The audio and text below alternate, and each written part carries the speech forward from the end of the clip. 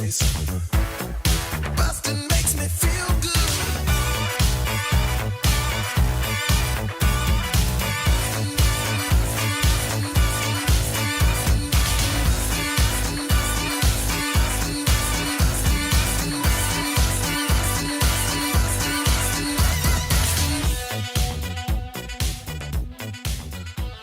Hi, everybody. Welcome to Blockbusting, the podcast where we love to hate movies. I am your host, Jay Light. Joining me today, the co-founders of Front Row Film Roast, wonderful comedians, improvisers, and husband and wife duo. Look at that. Andrew and Jessica Sproge.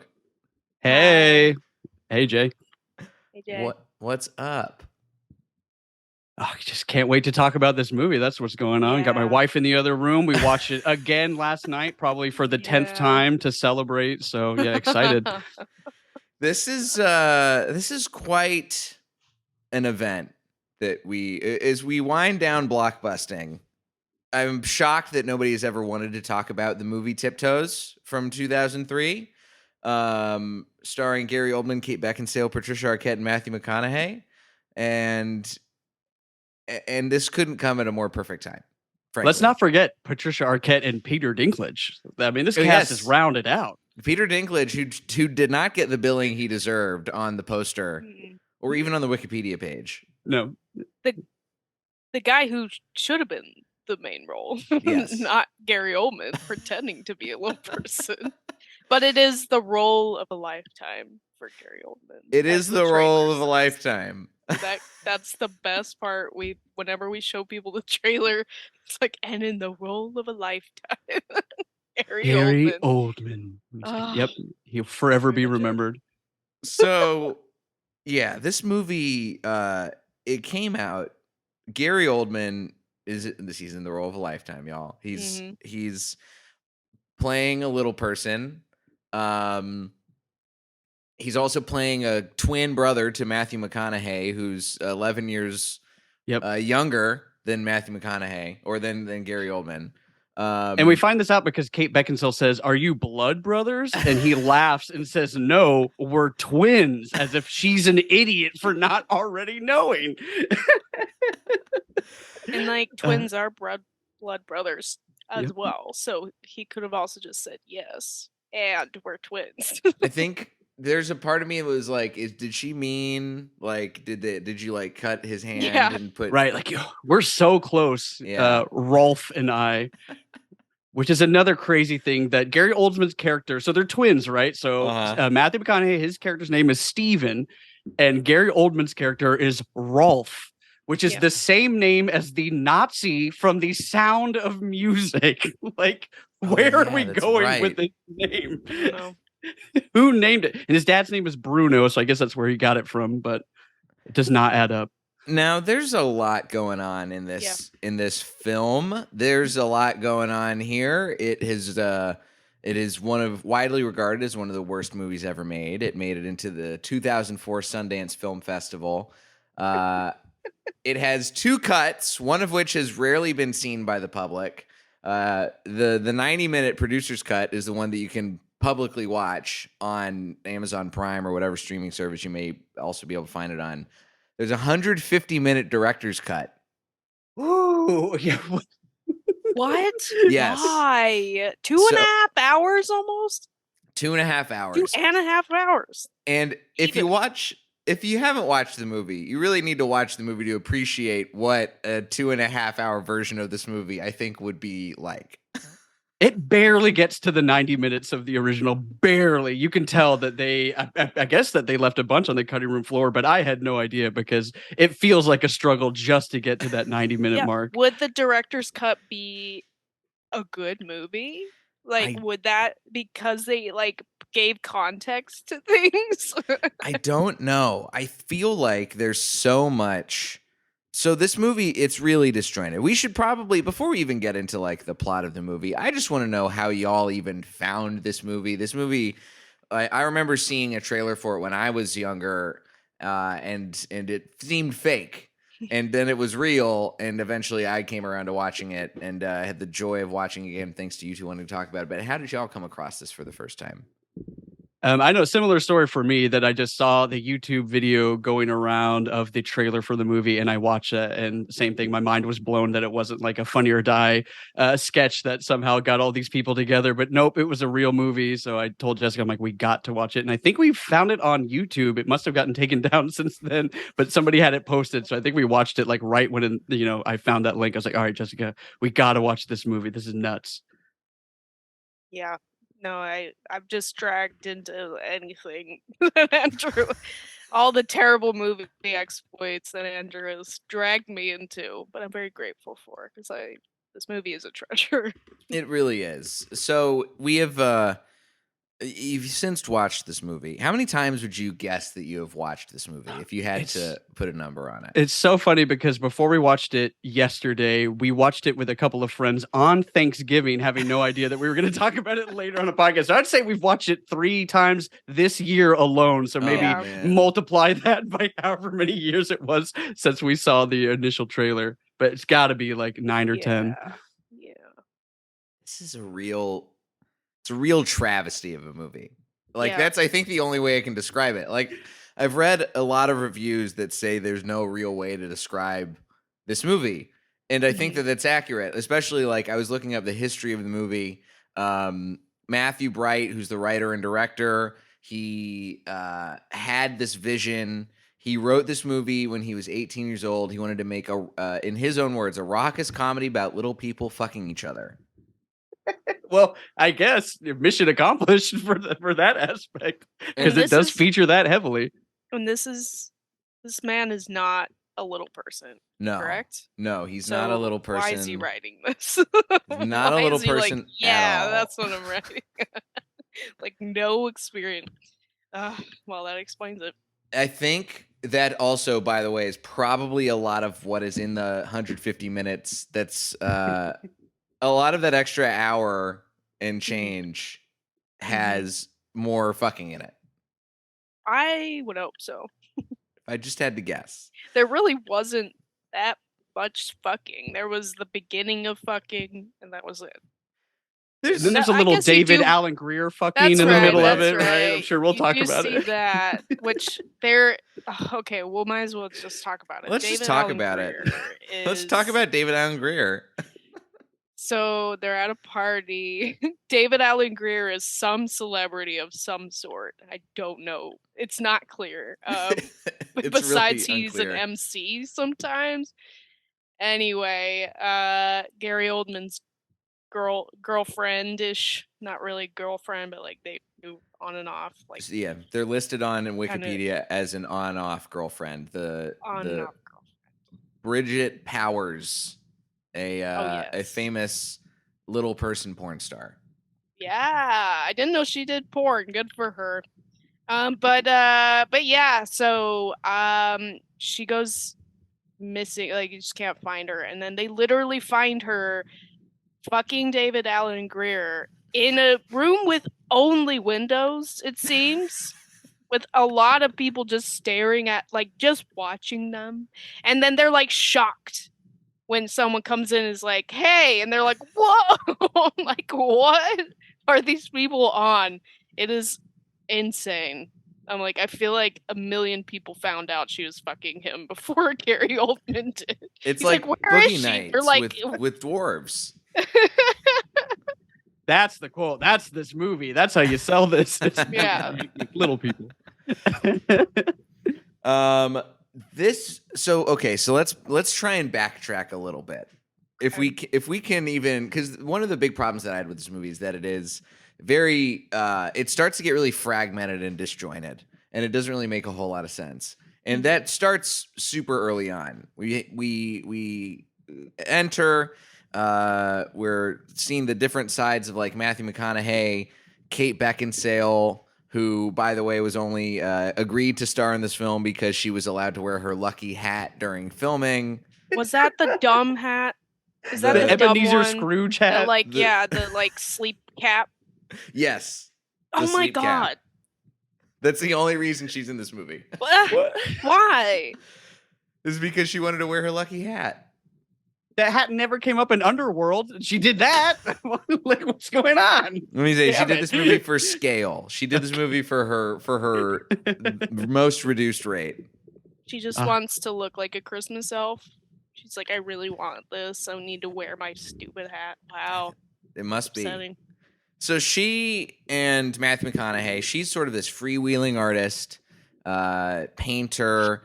So she's got this very. We open practically with her like trying to go down on Matthew McConaughey and him being like, "Whoa, whoa, whoa, not right now. I gotta go to a mysterious dinner that I'm not going to tell you about." And then she accuses him of cheating, and that's when she goes in for the blow. She's like, "Oh, you're going out somewhere," rather than actually being mad at him. She's like, "Well, let's see if he's going to cheat if I give him a quick blowjob. I get all this paint all over my hands." And it turns out the secret dinner he's going to is it's a little people gathering where we find out that his family, he's the only non-little person in his family, which somehow has never come up in their entire relationship. How? Yeah, that's a big part of the movie later is when she gets upset at him, both Rolf and her. Like, you didn't tell her that your family was like little people? Why? They've been together for like 8 years or something in the movie because they're gonna get they're gonna get married in like 3 months. Yeah, it doesn't really track because the way he feels about little people is very unclear because he's either like loves little people, is like super great and supportive, and then also he hates little people somehow. It doesn't make any sense. I don't know where he really stands like at any one point in the movie because it changes from scene to scene. It's super ambiguous, and it's really, really one of the most flabbergasting is the only way I can describe it.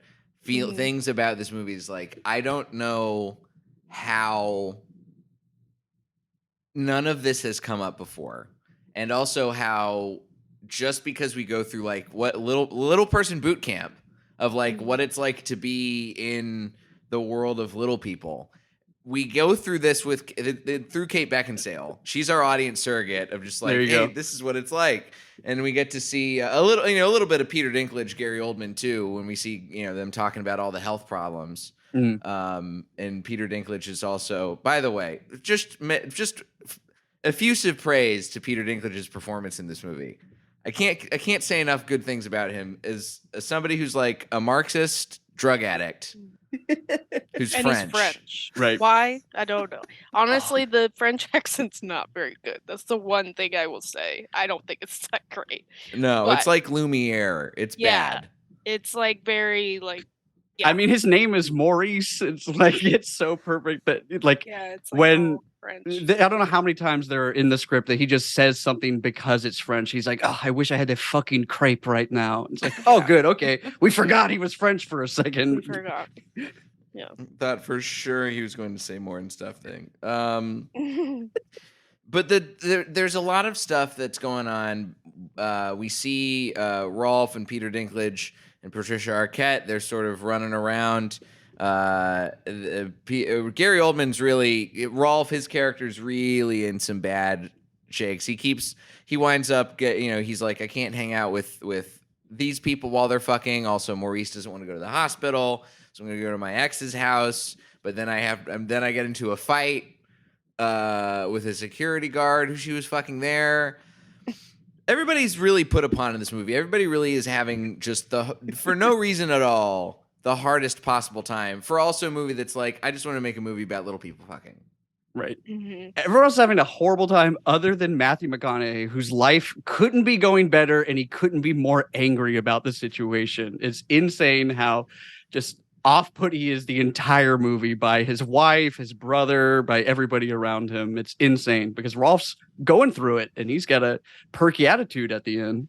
Yeah. He's got, I think part of the big wrench in the movie we haven't revealed this big twist yet is Kate Beckinsale reveals she's pregnant very early on. I think it's like the 4th scene in the movie. She tells Matthew McConaughey that she's pregnant. And at this revelation, he still does not say, hey, there's something you should know. I come from a family of little people. Yeah. Keeps it quiet until she has to find out from Rolf showing up at their house, and then she has to drive. I think they go to like Santa Clarita. She has to drive like 2 hours north, where he's doing fire training, just to have one conversation with him and be like, "Hey, this guy showed up. Is he your brother? Do you have dwarves in your family? How do we never talk about this?" And it just gets worse from there. Yeah. Just a couple things. So going back to when she reveals she's pregnant, Matthew McConaughey's like, but we've been so careful. And she's like, well, except for the few times a week you wake me up in the middle of the night for a quickie or whatever. And I'm like, that's not being, what? That's literally, what? You don't put on a condom in the middle of the night? And like, yeah, like, of course you haven't been careful. Like, what a weird thing to say. And then also when she comes upon him at his job, he's like yelling at these firefighters. Like, apparently he's from the Navy, whatever, and they do say like, hey, you're being an asshole, but it really is strange. It's like, why is he taking it so seriously? He says the craziest things. He's like, he keeps body shaming him. He's like, you're so fat, you're so fat. There's a woman and child who are gonna burn alive because of you. It's like, whoa. Okay, let's see him put out a fire. I want to see that in action. Just insane, the amount of anger he has. He has so much anger, but he's so McConaughey about it. He's so laissez-faire. He's too chill. Yeah. I don't buy it. I don't buy. This is one of the big notes that I have, is that I don't think anything about their relationship, the Matthew McConaughey, Kate Beckinsale relationship. I don't buy a lick of it. It doesn't feel serious to me. It does not feel lived in. It does not feel like there's any actual stakes to their relationship, which in a movie you got to have just a little bit. So, right? Just a little Maybe bit that's of in the stakes. other cut. That's the other half that we're missing. That could be. So we keep going on. Kate Beckinsale finally, she starts hanging out with Rolf and the rest of the Bedelia family, and starts to learn about the world of little people. And they're like, they're all very supportive. And they're like, look, hey, if you have a child, and you got a community, we're here to help you out. And she goes and they go hang out with other members of this community, right? They go hang out at the weird David Alan Grier sex party, which is a fun scene. It's everybody just, hanging out at a pool. People are yelling at each other. People are arguing with each other. It doesn't really fit in with the rest of the movie. It's very tonally like it's in its own zone, but sure, I'll take it. And right before they go to that party, Kate Beckinsale and Matthew have an argument over the phone, and she calls him, and he's sitting alone in a pitch black field and answers this phone. They have an argument. Right. Then he throws the phone just into the shadows, and then a female trainee emerges from the shadows, and he's like, you want to go to a party tomorrow night? So he invites another woman to a party that he knows his wife is going to be there at. It makes no sense, because then they don't address it like at all. As soon as they show up at the party, he's hunky-dory with Kate Beckinsale and, kind of just, shoos her away. Yeah, because it seemed like, okay, he's doing this to, like, make her jealous or mad. Like, he's mad at her, so he's, like, bringing his hot women students or whatever. No. He just introduces them, like, oh, hey, these are my students. And then they're like, ooh, is that David Alan Grier? I'm going to leave. And then they're fine. It's like, what the fuck? Who are they? Who cares about them? I don't know. So after a while in this movie, which feels like it's too long, but it can't be more than, I think, 45 or 50 minutes by the time we actually get to the birth. Oh, and from the birth, we see that the baby is also going to be a dwarf. The baby's a little person. And then we just fade to black for an indeterminate amount of time passes. And then all of a sudden we are flashed forward into Kate Beckinsale and Matthew McConaughey's parents. And it's going bad. Mhm. It's going bad. They're having fights. There's one of the best scenes of the whole movie is Matthew McConaughey and really yelling and screaming. Just say it. Say he's a dwarf. He's a dwarf. Yeah. Why I'm a is he dwarf. hurting? I'm a dwarf. Yes. Yeah. Why did he I'm say a that? No, you're dwarf. not. No, you're fucking not. Oh. He Was that also a mistake? Like, why did he say that? Why? It felt Say it. like he I'm a improvised dwarf. it. he's like, I have the gene in me. That means that I am a dwarf. I'm blood hurting. brothers. I'm a I'm dwarf. 6'5". I'm a dwarf. He also I'm a dwarf. like in the hospital. He fucking punches a He hole punches in a the hole in the wall. And the doctor doesn't do a goddamn thing about it. He's like, oh well. He's like, I'm just out of my pay grade. Like no I'll one calls leave the you police. to it. And then she lets him hold their son. Like 5 minutes after that, when he comes back and he's like, sorry. I'm like, don't fucking give him. He's going to murder that kid. Anyway, but yes, then he says he's a dwarf and it screams. This is the day his son was born, and this is how he's acting. He reacts. Insane. And we finally get to see what Matthew McConaughey really feels about dwarves. He's not. He can't handle. He can't handle it. He can't handle being the father of a little person, and he leaves. And Kate Beckinsale goes to find Rolf, and he's living in the woods with Maurice and Patricia Arquette, who are also at the end of their ropes in their relationship. But what a nice cabin. It's like a beautiful $1 million cabin. cabin. It's got a hot tub built into the outside. It's so luxurious, and it's been maybe 10 months because we know that he didn't have it because they had the wedding and she was pregnant, and now the baby's only 10 months, they say so. I completely forgot. We should talk about the wedding, which looks like it just took place in a public park. It's at Griffith, right? It's Yeah, I think it's 100%. at Griffith. Yeah. That's what it looked like. There's no set dressing. After the wedding, it doesn't seem like there's no reception. Nope. Everybody just goes to the parking lot. They're like, great wedding, bye. It Bye, felt we like gotta- we gotta be here by 1. funeral in that everyone gathered in this like grassy area and then everyone dispersed right after. It felt very funeral-esque. And at the end of it, so they have they have their wedding kiss or whatever, and then she says goodbye to Rolf in the parking lot, and she says thanks for everything, and then she open mouth kisses him longer than she just kissed her husband for the first time. Go watch it again. It is longer than their kiss. I'm gonna have to watch that again because I missed that. And thanks for everything. What did he do? Rolf did nothing. Thanks for everything.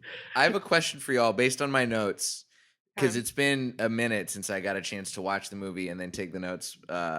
There's this note that I have, and I feel like y'all might have a better recollection of what this means. I just wrote down the question: circle jerk with a bunch of little people. And what is this in reference to? Because clearly I wouldn't have written it down without. Right. This is like your Jerry Seinfeld moment. Like, I woke up in the middle of the night and I wrote it down. I don't know what it meant. With little people. I don't know. It's Now I before can't he's a remember. dwarf, I'm a dwarf. Oh, God, I can't remember. Sorry, it's blanked my mind, and we Yeah, I just don't watched know. it last night. Damn, this movie comes in and out of your thoughts real quick. It must be something because Peter Dinklage and Patricia Arquette are very, like I said, they're very sexually charged the whole movie. So I Yeah. feel like it's probably something in their realm. Yeah, it seems like maybe something Patricia Arquette says, but I don't. I don't Yeah, know. It sounds vaguely familiar, but I don't remember. I feel like it's something Patricia Arquette says. So I do remember another line. Sorry. Oh no, hit me. What's the line you remember? When he's yelling about his baby with Kate at the very end of the movie, he's like, "You know what he needs? He needs new chromosomes," and that's how he storms off. That's his line. That's how he leaves. He's in pain. And she's like, no, he just needs this. He needs new chromosomes. And then leaves. Like, good. Thank you, Matthew. Thank you for letting us know. Incredible.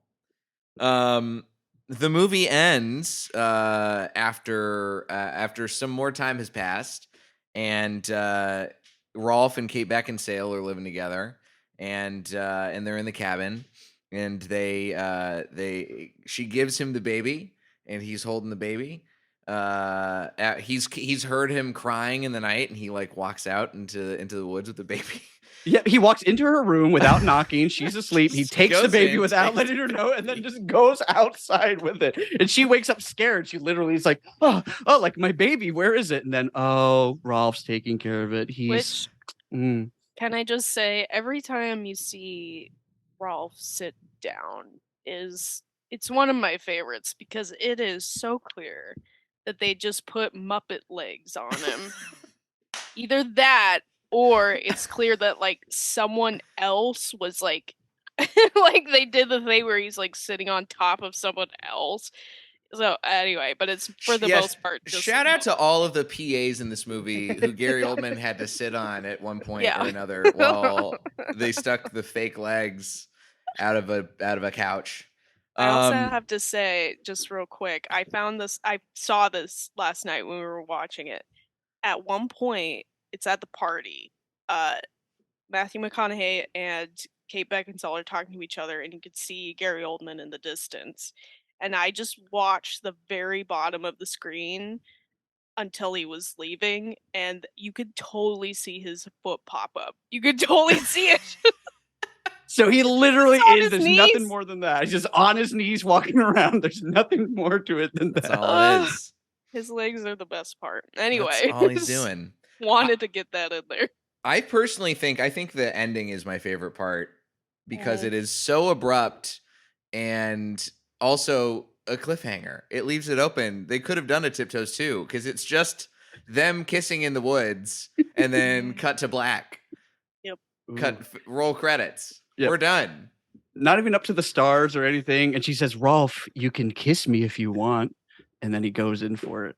And this is just after earlier that day when Matthew came to try to, make up to Kate, and they decide they're not going to get back together. And as he's leaving, he turns to Rolf and he says, love my son. Then drives away. Love my son. Love my son. Also, as if they're never going to see him again. I'm like, are you going to go kill yourself? What's happening? Because, like, this is still your family. You're probably going to run into them again. I don't know about that. Guess I not. think he's done. I think he's going to give that himself to car the off fires, cliff. and he's going to drive himself away. He's going to start a forest fire and burn alive in it. That's the way you should go. There are some things about this movie that, it's kind of grown some infamy. Some things I didn't know were that there were people who like this movie, unironically. Right. There you go. There's a lot of people who think this movie is utter trash, and they're right. And there are a lot of people who love this movie for how bad it is, and they are also right. I don't know how correct people who think this movie is actually good are. First of all, we need to talk about the fact that there are people who think that this movie features an actually good performance from Gary Oldman. This is listed. It's the role of a lifetime, y'all. That's what I was going to say. We all know Performance. I mean, this. come on. The performance of a We all know lifetime. Listed as BBC critic Mark Kermode's great acting in bad films. This performance, done entirely with prosthetics, where Gary Oldman is wearing a bunch of straps and sitting on sofas that have false bottoms and walking around on his knees. That's acting. Did you know? That's what acting is. This guy knows he won an Academy Award for wearing prosthetics as Winston Churchill, right? Like these are the comparisons that we're making. These are the two performances. One is the performance of a lifetime. The other is just, whatever, Oscar bait, I guess. What would True Romance be? What would that character Oh my be? God. Yes. Oh, because Yeah. that one is just upsetting.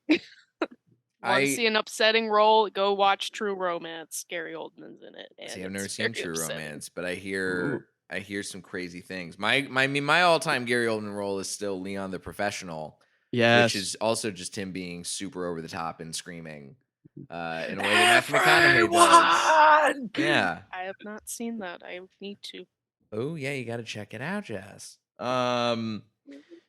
There are also people who think this movie, obviously the director's cut, the 150-minute version, still floating around. Matthew Bright, although he has not made a movie since this, he hated this movie so much that even when he got into Sundance, he knew that it was a producer's cut. By the way, the producers were this guy who also made Cops. The guy who created Cops made this movie. What? John Riley. Okay. It all adds up now. And he's It's all the there. one who re-edited it. That explains the shaky cam everywhere. Yeah, it explains why there's so many people just crying seated on the ground next to a car. Yeah.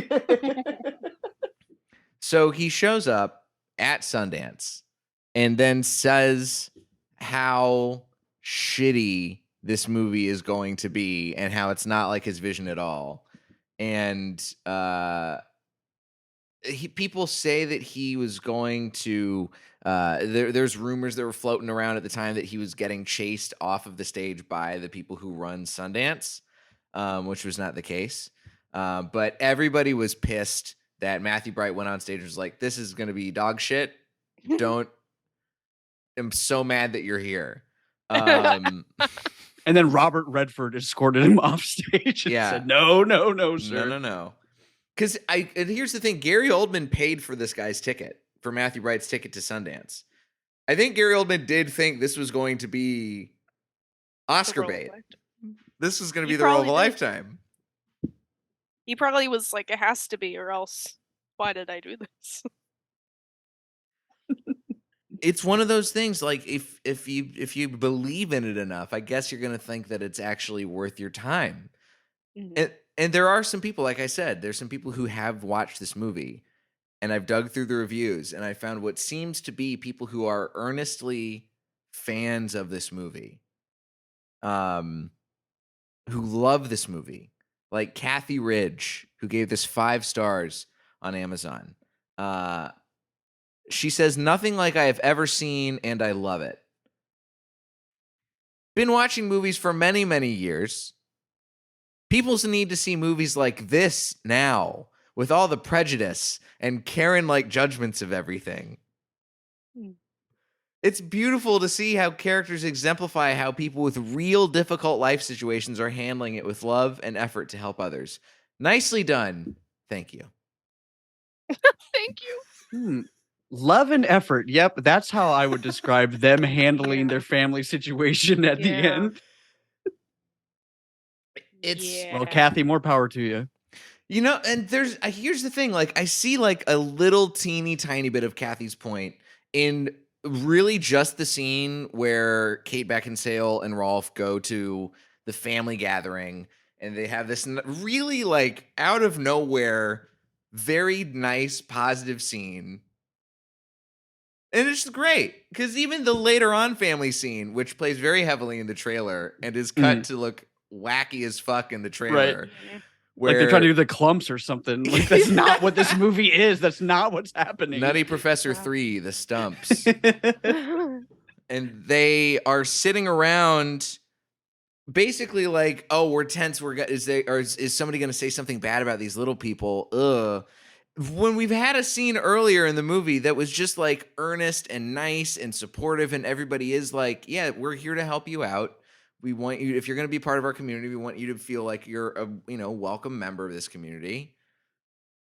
But that, like, to say that the entire movie is feeling like that, Kathy, come on. No.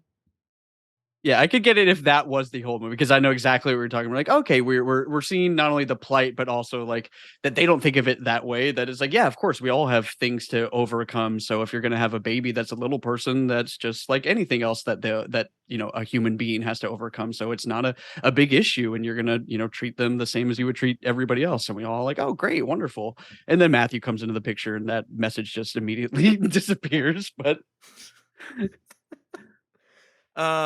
I also found a movie that's, by the way, one of the only 5-star reviews I could ever find in this movie that was not ironic love. Yeah. The next closest I found was from Francis H on Rotten Tomatoes.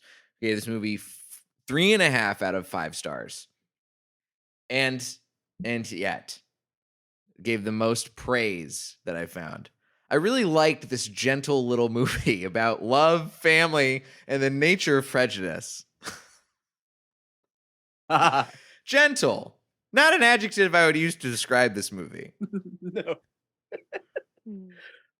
Plus, or learning anything about prejudice. I don't know if I learned anything. No. Plus, I'll watch anything with Peter Dinklage in it. The screenplay was well written and the acting very good.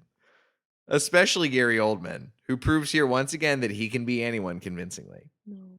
No, he really can't. No. You can see his legs in that one shot, and he's got Muppet legs in the other shots. However, although this movie may be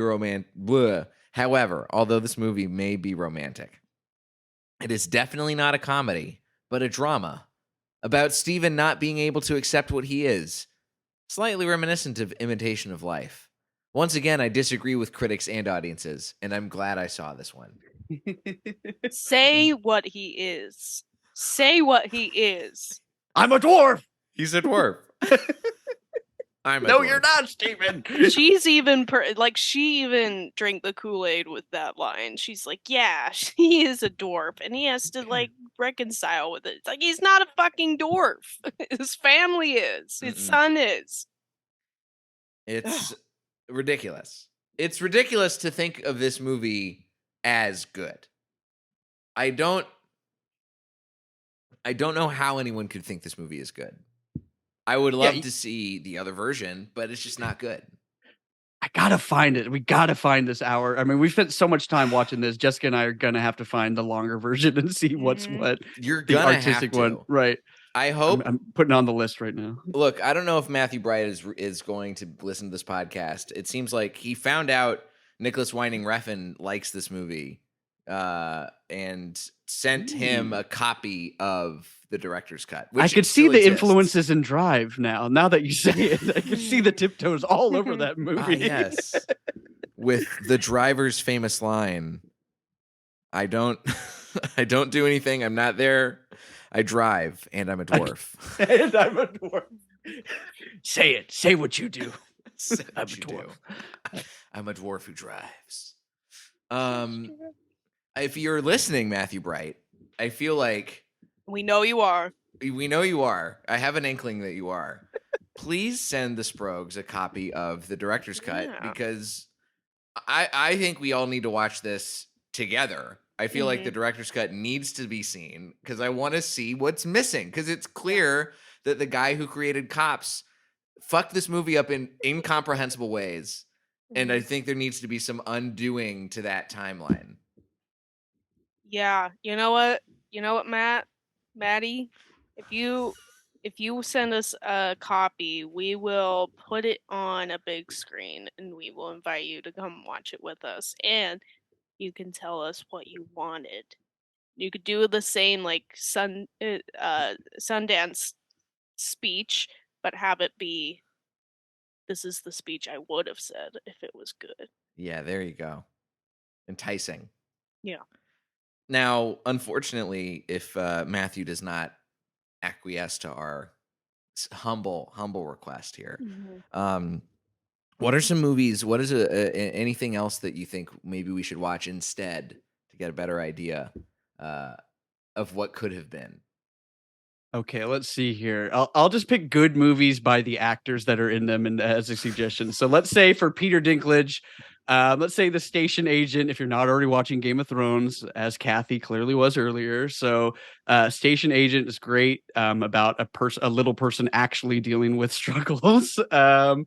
I'll say Leon the Professional, like you mentioned earlier, is a great one for Gary Oldman. And I'll say Interstellar for Matthew McConaughey. I mean, maybe not his best work, but my favorite. So I'll shout out those 3 movies.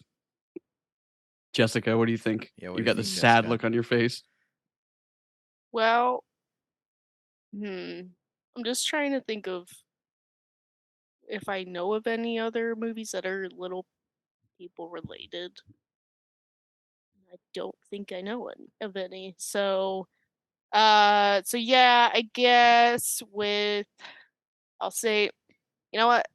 True Romance is an interesting watch. I'm not saying it's amazing, but it is the first Quentin Tarantino written movie, and Christian Slater's in it, but Patricia Arquette and Gary Oldman are in it. So there you go. Hits 2 birds with 1 stone. Just know Gary Oldman says the N word many times, and and you do see Patricia Arquette's boobs, and they are great. I believe So, it. yeah, that's kind of a toss up. So you kind of get a little bit of the sugar with the spice. You know what I mean?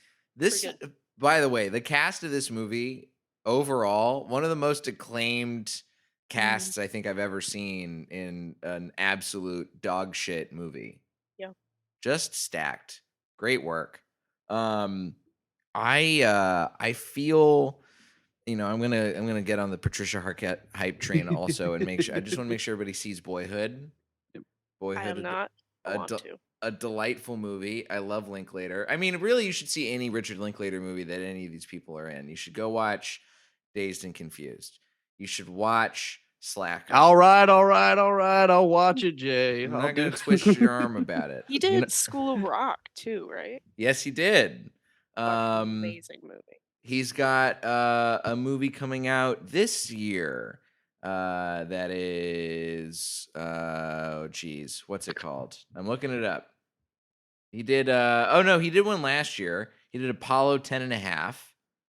And he's got a musical that he's doing another That's right. That musical I heard about right. Long. Okay. He's doing a Boyhood with it because he's filming it for 20 years. That's insane. That's so ambitious. He's crazy. I mean, they always turn out well, but wow, that's just nuts. Oh yeah, he did. Yeah, before sunset or whatever, before sunrise. Yep, and before those midnight. Movies. Yep, he did all Which those. Is another one where he waited years in between each film. He's a good one. I like Richard Linklater's work. He really is confident that he's not going to die. Yes. Until he's like 95. That's great confidence. Well, you know what else we should have some confidence in is ourselves, which is why we're going to plug things. Look at that. Subtle transition. As subtle a transition as anything that we saw in Tiptoes. That's pretty good. Andrew, Jessica, y'all have an event that sounds absolutely something that fans of this podcast would love. Tell me about Front Row Film Roast. You can take it away, Jessica, and I'll talk about movie favor if you want. Yeah, sure. So yeah, we've been doing Front Row Film Roast, which is like a Mystery Science Theater 3000 type show. So we're like watching the movie in front of a live audience. We've got microphones in our hands. Just the comedians, not everyone in the audience. That'd be a fucking nightmare. But so the comedians will be watching the movie, and we just improvise jokes and commentary. And it's a lot of fun. It's all improvised, like I said, so you don't ever know what's gonna come out of the comedian's mouth. But it's a lot of fun. Sometimes people have seen the movie, sometimes they haven't. We actually just did Twilight a couple weeks ago with Will Hines and Jim Woods and Sarah Claspel, and Will Hines had never seen or heard anything about Twilight. He lost his fucking mind when he saw Edward glittering in the sunlight. A thing I thought everyone just knew, regardless if you've seen it. That is crazy that Will has lived as long as he has and did not know anything about Twilight. Yeah. No, I don't know how he was able to avoid it, but he lost his mind in that part. So fun, genuine reactions from people who've never seen it. And I mean, it's definitely a show. It's a show for people who love the movie, who hate the movie, who've never seen it, seen a million times. Doesn't matter. It's an experience for everyone. So we do this monthly at the Broadwater. Second stage specifically because there are multiple Broadwater stages.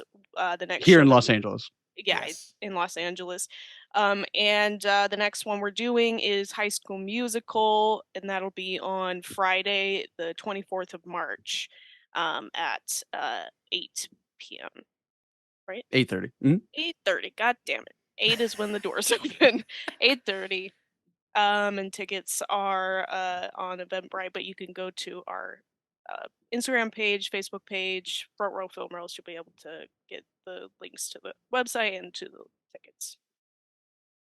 Badass. And I will shout out also that we just started a podcast called Movie Favor, where my wife and I ask each other to do a favor for ourselves and watch a movie that either they don't want to or they haven't seen before. And we kind of trade off week to week, going back and forth. I showed her Armageddon. She showed me Ever After. So those are the episodes that are out right now. So if you want to check out another interesting movie podcast, listen to Movie Favor. Oh, that's a good idea. I gotta do. I mean, I've owed my girlfriend a movie favor for a long time. She's been one of her favorite movies is Singing in the Rain, and I've never seen Singing in the Rain. And Okay. I've done. It's not that I don't have a desire to see it. I Classic. just never got around to it. And I Oh, made her sure. watch all the movies that I love when we started dating. And You I just made her never watch reciprocated. Tiptoes, and you haven't seen that. She Yeah, chose you to made watch her watch Tiptoes. Tiptoes. She was That's compelled cute. to watch Okay. Tiptoes, as anyone Fair. would be whenever it would It's be true. playing. This is true. This is true. Sure, I can't blame her. I did make her watch Dear Zachary, which is a whole other conversation. But, Jesus. the The highs and lows of I Oh see, yeah. right? Oh yeah. Thanks again for doing the show. You can follow the podcast at Blockbusting Pod if you like to see clips and stuff, and it'll live on in perpetuity even after the show ends. So hey, what a wonderful time. Thank you for listening. Jessica, Andrew, thanks for doing the show. Thank you, Jay. you. Appreciate Can't it. wait to get canceled later because of something I said. Yeah. Go watch the Tiptoes trailer right now. Anybody who's listening to this, Yeah, if you haven't if seen the you're- movie, go. If you're not convinced, watch the Tiptoes trailer and then go on Amazon Prime and watch Tiptoes. Don't Even if watch you are anything good for a convinced, change. just Just right. watch. Yeah, just watch it. Just take the time. It's good Trust shit. yourself. Yes. Trust us. All right. We're 3 smart people telling you to watch are. Tiptoes. Mhm. Do it. This has been Blockbusting. Go watch Tiptoes.